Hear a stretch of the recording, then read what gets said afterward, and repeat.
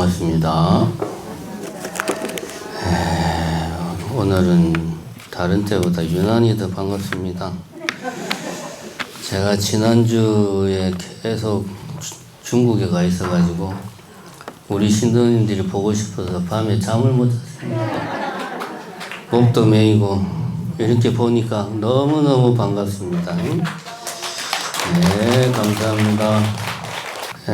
지난주에 화요일부터 어제 일요일까지 그 송광사 본말사 성지순례단에서 중국 기주성을 5박 6일이죠.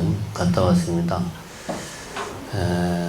우리 송광사 교구장 스님께서 올해 말사 주지 스님들 백중에다가 뭐 생전 예술에다 해가지고 고생 많았다고 격려하는 차원에서 이렇게 또 중국 이런 또 해외에 성지순례하는 기회를 마련해 주셔가지고 덕분에 좋은 구경하고 맛있는 것도 많이 먹고 땀도 많이 빼고 그러고 왔습니다. 뭐 기주성이 중국 저 사천성하고 운남성 있는 그쪽에 중국 서쪽에 있습니다. 가는데 하루, 오는데 하루 걸리는 아주 먼 데고요. 직항편이 없어가지고 좀 오고 가는 게 하루 온종일 걸리더만 어제 기주성 성도가 이제 귀양시인데 거기서 새벽 3시 반에 나와가지고 여기 내 방에 딱 들어온 시간이 9시 조금 넘어서 들어왔습니다. 하루 온종일 차 타고 걷고 비행기 타고 걷고 차 타고 그냥 참 가면 좋은데 왔다 갔다 하기가 힘들더만요. 어쨌든 우리 교구장 스님의 배려 덕분에 좋은 구경을 하고 왔습니다. 신도님들한테 미리미리 다 보고를 드리고 가야 되는데 제가 가기 전에 이 건강 상태가 별로 안 좋아가지고 갈 수 있을지 없을지 좀 저도 사실 확신이 안 서가지고 갈까 말까 고민을 하다가 그래도 가야지 하고 관계돼가지고 제가 미리미리 말씀을 못 드렸습니다. 그래서 지난주에는 제가 절에 없었고요. 꽃대가 막 올라오는 걸 보고 나갔는데 오늘 아침에 보니까 꽃무릇이 그냥 완전히 다 피어버렸네요. 나갈 때는 더웠는데 거기는 지금도 더워가지고 계속 더운 데서 땀 삐질삐질 흘리다가 여기 오니까 바람이 이거는 좀 시원한 바람이 아니고 선선한 바람이 가을이네요. 일주일 사이에 계절이 바뀌었습니다. 그래가지고 사실 뭐 기주성 여행 간 것을 이야기하자면 여러분들이 직접 봐야 되는데 그 뭐 말로 백날 해봐야 그건 뭐 아무 소용이 없고 그런 생각이 듭니다. 우리가 보통 이제 여행을 간다, 관광을 간다 이렇게 하면 좀 뭔가 수레바퀴처럼 이렇게 계속 반복되는 일상에서 벗어나가지고 뭔가 좀 신선한 것, 새로운 것, 경험해보지 못한 것, 좋은 구경하고 평소에 맛보지 못한 맛난 것도 먹고 새로운 경험도 하고 그렇게 해서 좀 삶의 활력을 충전하고 오는 이런 걸로 우리가 여행하는 생각을 하고 있습니다. 제가 이제 이 여행이나 관광과 관련되어서 한 2-3차례 법문을 했어요. 제 기억으로는. 그래서 이제 혹시 관심 있으신 분들은 유튜브 들어가 보시면 아마 있을 겁니다. 그래서 이제 여기서는 그 이야기는 좀 짧게 하고 간단하게 그런 이야기를 하자면은, 이제 관광 같은 경우는 우리가 이제 일상의 연장의 느낌이 강하고, 여행 같은 경우는 일상과의 어떤 단절, 일상과의 분리, 이런 느낌이 강합니다. 요번 이제 성지순례를 예를 들어 보면, 제가 이제 오는 비행기 안에서 이제 상해 항공인가 비행기를 타고 오는데, 이쁘게 생긴 스튜디오스가 바로 내 앞에 딱 얼굴을 갖다 대고 뭐라고 막 이야기를 하는데, 나는 그걸 보면서, 참, 인형이 말을 하네. 그리고 이렇게 가만히 쳐다보고 있으니까, 스튜디오스가 또 뭐라 막 말을 하는 거예요. 인형이 아니고 사람이네. 그리고 가만히 쳐다보고 있으니까 이제 스튜디오스는 내가 대답을 해야 되는데, 대답을 안 하잖아요. 그러니까 이제 그 옆에 있던 스님이 이제 누구 통역을 좀 뭐 해달라고 다른 사람한테 부탁을 해서 통역을 해준 그런 일이 있으면, 내용은 별게 아니었어요. 뭐, 과일을 드실 거냐, 뭐, 간식을 먹을 거냐, 뭐, 맨날 비행기 타면 그런 이야기 스튜디오에서 맨날 하잖아요. 그런 이야기인데, 내가 그냥 많이 쳐다보고 있으니까 스튜디오에서도 그 왜 어색한 웃음 있잖아요. 당혹스러움을 감추기 위한 그러더라고요. 제가 그때 왜 그랬냐 하면, 이제 밖에 나가면은 그런 게 있죠. 말이 전혀 안 통하니까 뭐라고 말해도 그게 말로 안 들리고, 나하고는 전혀 무관한 그냥 소리로 들리는 거죠. 그래서 바깥에 나가면은 이 언어로부터 내가 해방이 됩니다. 말로부터. 이게 사실은 엄청나게 큰 겁니다. 우리가 일상생활에서 얼마나 우리가 이 말의 노예가 되어서 살고 있는지를 말이 통하지 않는 곳에 가면 알게 됩니다. 그런 곳에 가면 자연스럽게 자신을 돌아볼 수 있는 그런 기회가 됩니다. 우리가 이제 여행이라고 하면 이런 식으로 일상과의 단절, 그것은 자기가 잘만 갈무리를 하고 잘 해보면 그런 경험들이 어떤 뭐 넓은 의미의 명상, 수행으로 나아가는 좋은 하나의 그 디딤돌이 됩니다. 반면에 이제 관광 같은 경우는 대부분의 패키지 관광이 그렇지만, 요번에도 그랬는데 엄청난 강행군을 했거든요. 오전 내내 버스 타고 한 4시간, 5시간 가가지고, 이제 오전 내내 버스 타니까 엄청 힘든데 내리자마자 또 몇 시간을 걸어요. 또 그냥 여기 봤다가 저기 봤다가. 경치는 엄청 좋아요. 걸을만 한데. 그래가지고 이제 또 오후 내내 보고 이제 호텔 들어오면 엄청 피곤하니까 이제 또 뻗어가지고 자고. 다음날 또 오전 내내 버스 타고 또 10,000보 이상 걷고 또 호텔에서 그냥 자고. 엄청난 강행군을 대부분의 패키지 여행들이 보면 강행군을 합니다. 왜냐하면 우리나라 국내 여행 같은 경우는 누가 버스로 4시간, 뭐 5시간 걸리면 서울에서 부산까지 그 버스 타고 가가지고 구경하고 다시 오고, 국내 여행은 그렇게 안 하죠. 그렇게 힘들게, 그것도 뭐 5일씩 그렇게 안 합니다.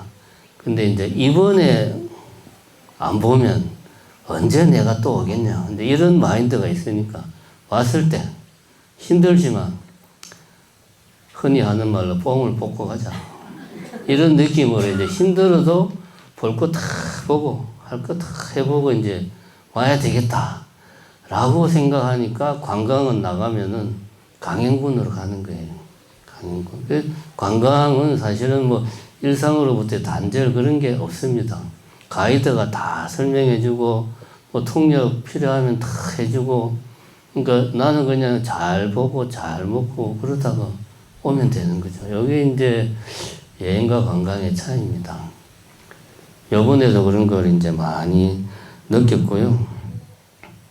요번에 제가 또 하나 새롭게 느낀 게 뭐냐면, 계속 여러분들은 좋은 데 갔다 와서 뭐 구경한 거 이야기 좀 해주지. 그런데 그 눈으로 봐야지 알지. 그걸 제가 입으로 설명해 봐야 그건 뭐 별 감흥이 별로 없을 것 같아가지고.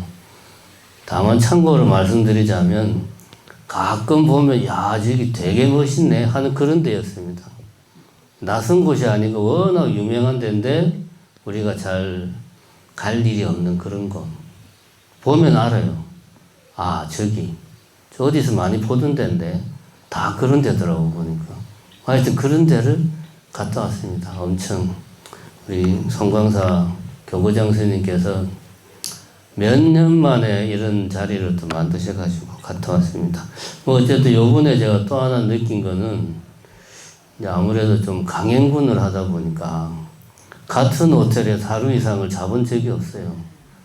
하룻밤 자고 또 이동하고 하룻밤 자고 이동하고 그렇게 했는데 이제 중국이 보면 좀 우리가 익숙한 패턴의 호텔 내부 구조라는 게 대충 있는데 아무래도 그런 거하고 좀 다른 느낌의 호텔들이 많더라고요.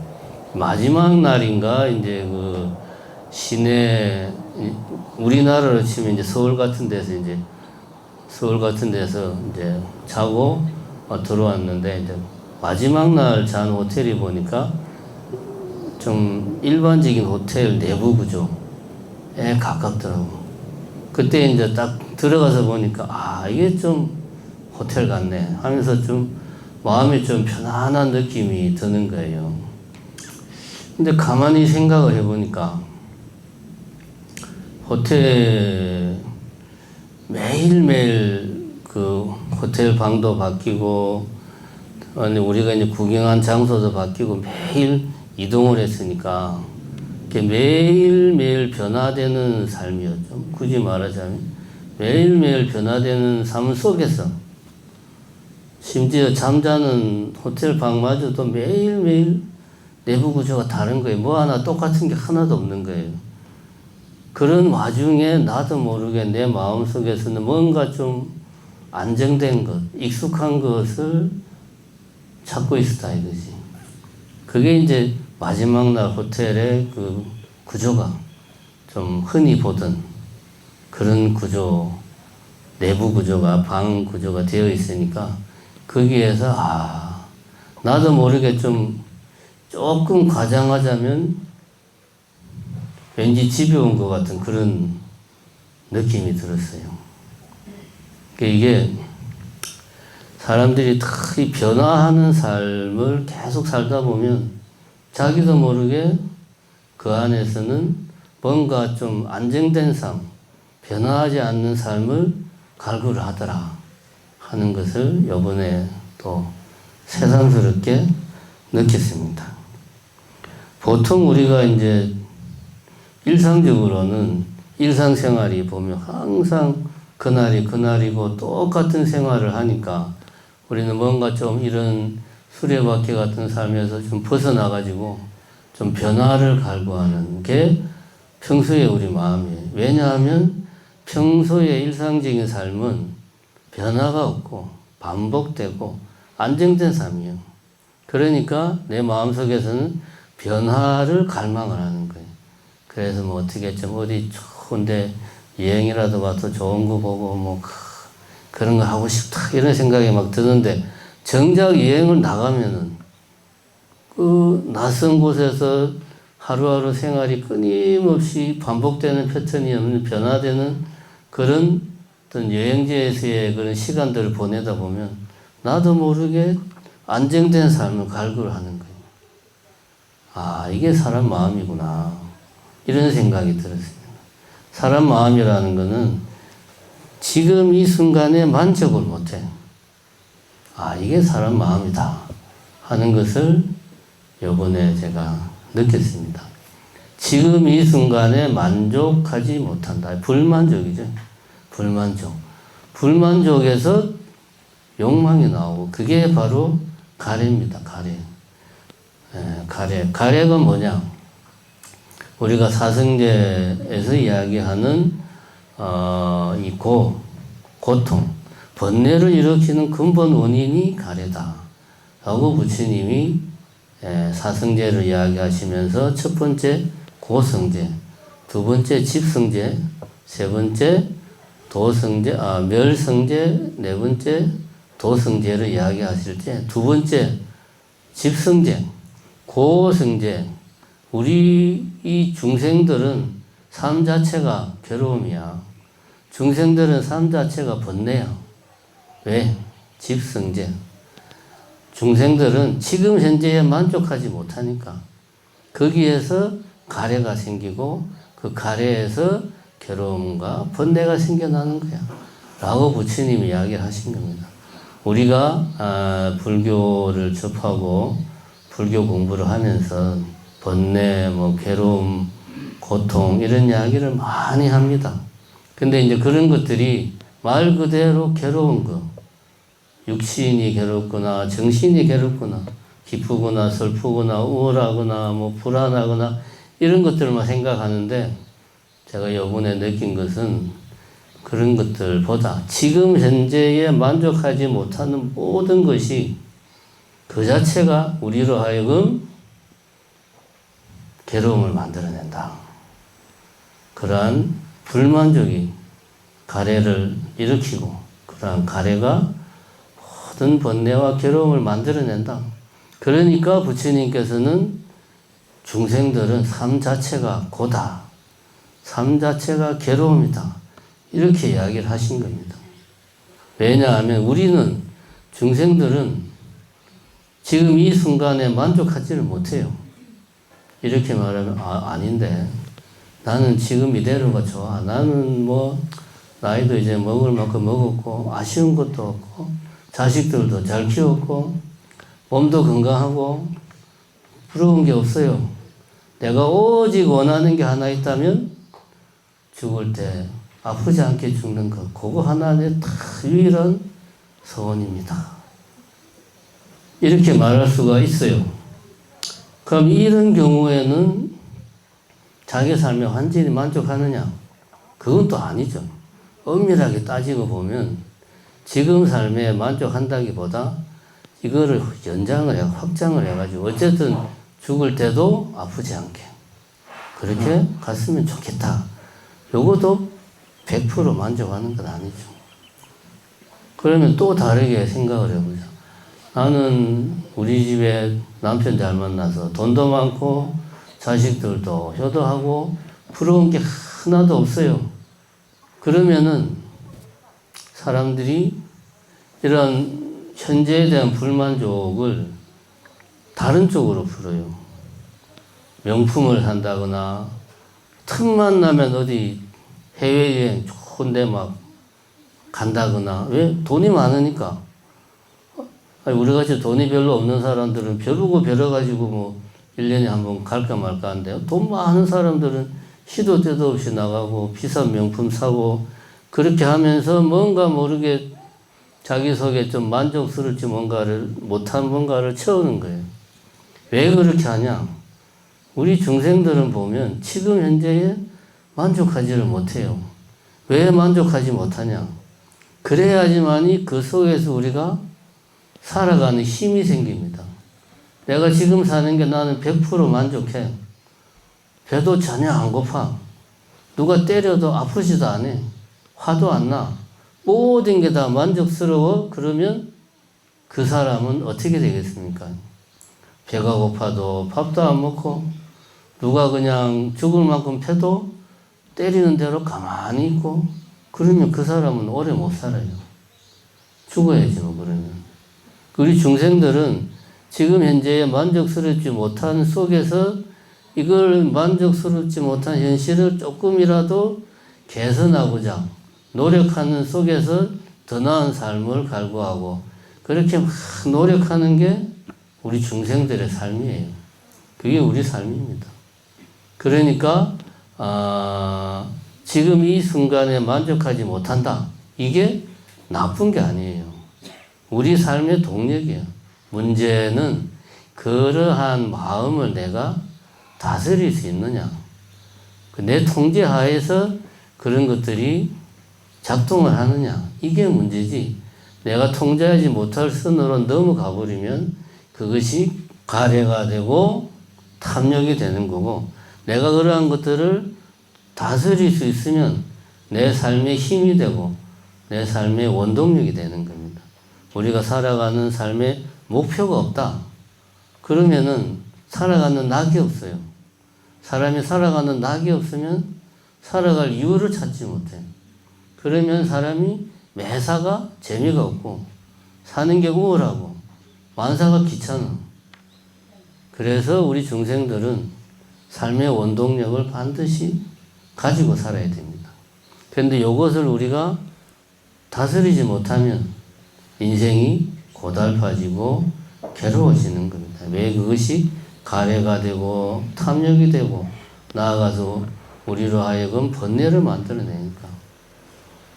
제가 이런 이야기를 하다 보니까 오늘 아침에 이제 본문을 무슨 본문을 할까.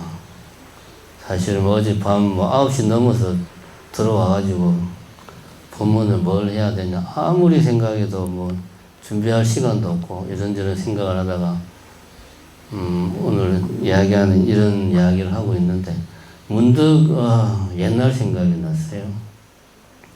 제가 이제 출가하기 전에 20대, 30대 그때 보면 워낙 이제 부모님 속을 많이 새기고 이제 살다 보니까 저는 이제 집은 부산이고 저 혼자 서울에서 따로 살고 있었는데 집에서 이제 뭔가 서울에서 연락이 오면 이거는 이제 사고가 터진 거예요.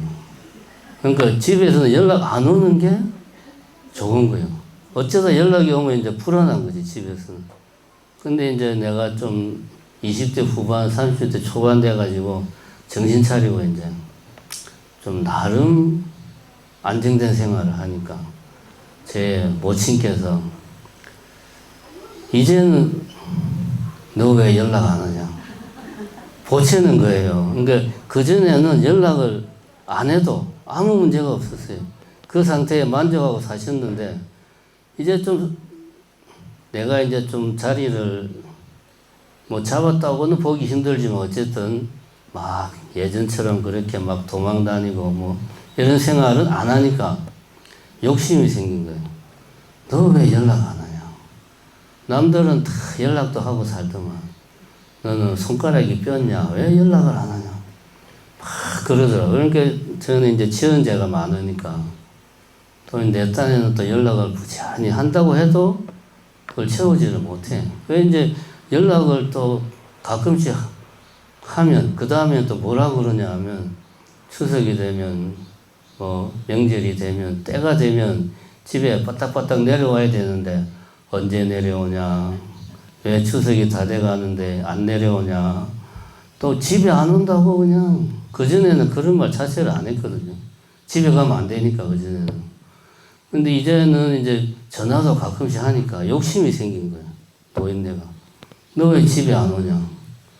그래 이제 내가 또 지연제가 많아가지고. 또 집에 따박따박 이제 추석기다, 명절이다, 설이다 하면 그냥 귀경인파를 비집고 그냥 어찌어찌 집에 이제 가면 또 이제 그전에는 그런 말 자체를 안 했어요. 남들은 다 번듯한 직장도 있는데 니는 번듯한 학교 나와가지고 번듯한 직장도 없이 집에만 가면 그러는 거예요, 이제. 그러니까 좀 뭔가 집에도 이제 가고 하니까 또 욕심이 생긴 거예요, 노인네가. 번듯한 직장에도 다니고 좀 그러라고. 그래서 제가 또 지연제가 많아가지고 또 내 딴에는 또 번듯한 직장을 다닐 처지는 못 되고 만들어 보려고 노력을 많이 했죠. 그러니까 또 노인네가 욕심이 생긴 거야. 너 이제 나이가 30이 넘었는데 너도 이제 결혼을 해야지. 남들은 다 결혼했는데 내 친구 자식들은 다 결혼했는데 넌 서울에서 뭐하냐. 너는 여자도 없냐? 이렇게 막 또 바가지를 긁는 거예요. 그러니까 제가 또 지연제가 많아가지고 결혼해야지. 저도 여자 있어요. 그래가지고 이제 서울에서 사귀던 여자가 있었어요. 그래가지고 너는 그냥 사귀던 애. 야, 집에서 하도 이러니까 네가 그냥 좀 내하고 결혼할 여자인 것처럼 하루만 좀 흉내를 내주라. 그래가지고 이제 딱 부모님한테 나 결혼할 여자 있으니까 제발 좀 손보라는 이야기 그만하라고. 그래가지고 부모님이 서울로 이제 서울역 앞에 흔히 영화에 많이 나오잖아요. 서울역 앞에 탁 올라와 다방에 딱 계시는데 걔를 내가 데리고 와가지고 여기 여자친구 있어요. 그러니까 이제 집에서는 좋아가지고 또 언제 결혼하냐 또 그냥 그러다가 이제 제가 결국은 그 친구하고는 헤어지고 집에서 하다 그러니까 또 지은 죄가 많아가지고 제가 선도 몇 번 보고 뭐 소개도 몇 번 하고 그랬는데 뭐 인연이 안 돼가지고 결국은 보시다시피 머리를 깎았습니다. 이런 걸 보면 이 중생이라는 존재는 지금 현재에 만족을 못해요. 지금 현재에 만족을 못하기 때문에 끊임없이 뭔가를 갈망합니다. 그럼 우리 노모가 욕심이 많은 거냐? 그런 거 아닙니다. 제가 볼 때는 지극히 정상적인 우리나라의 어머니예요. 부모가 그렇게 자식을 보채야 자식이 정신 차리고 뭐 좀 번듯한 직장에 들어가려고 노력도 하고 결혼도 하려고 하고 하지. 부모가 가만히 있으면 뭐 어느 자식이 그렇게 열심히 살려고 그러겠습니까? 이게 정상입니다. 이게 우리 중생들의 삶이에요. 그러니까 우리는 이거를 잘 알아야 됩니다. 이 불교 공부를 한다고 해가지고 욕심내지 말아야지. 나는 지금 현재에 만족해. 소욕지적하고 살아야지. 나는 원하는 게 없어. 이거는 잘못된 생각이다. 원하긴 원하되 나의 욕심을 내가 다스릴 줄 알아야 됩니다. 왜냐하면 우리들이 살아가는 힘은 거기에서 나와요. 배가 고픈데 뭔가 먹고 싶다는 욕망이 없으면 굶어 죽는단 말이에요. 우리가 살아가는 힘은 거기에서 나온다. 부처님이 이야기하신 것은 그러한 욕망을 다스리지 못하는 데서 오는 가래, 탐욕, 거기에서 나오는 번뇌, 이걸 이야기하신 거지 욕망 그 자체가 무조건 나쁘다 그런 건 아니에요. 우리가 수행도 내가 부처되고자 하는 큰 욕망이 있어야 돼요. 이게 없으면은 부처되고자 하는 욕망이 없으면 중생들은 부처될 생각을 안 하죠. 그거는 우리는 그냥 욕망이라고 말하지 않고 그런 경우는 서원이라고 이야기하죠. 따로. 그래도 그 욕망은 욕망입니다. 그런 욕망을 내야 발심을 해야 부처되기 위해서 열심히 수행을 하지 그런 발심이 없으면 수행을 안 하거나 하더라도 흉내만 내거나 흉내를 내더라도 대충 하거나 그러고 말아버리는 거예요. 오늘은 송광사 본말사 성지순례를 갔다 와서 느낀 점을 뭐 한두 가지 이야기를 했습니다. 핵심은 우리가 살아가는데 중생들은 지금 현재에 만족을 못하더라. 근데 이건 나쁜 게 아니다. 만족하지 못하는 마음을 내가 수행으로 잘 다스리고 그것을 올바른 방향으로 돌릴 수 있느냐 없느냐에서 중생으로 남는가 부처의 길로 가는가가 결정이 된다 하는 것들을 여러분들이 명심하시고 항상 내 스스로 내 삶의 원동력이 부처되는 길로 향할 수 있도록 노력을 해주시기 바랍니다. 이만 마치겠습니다. 감사합니다.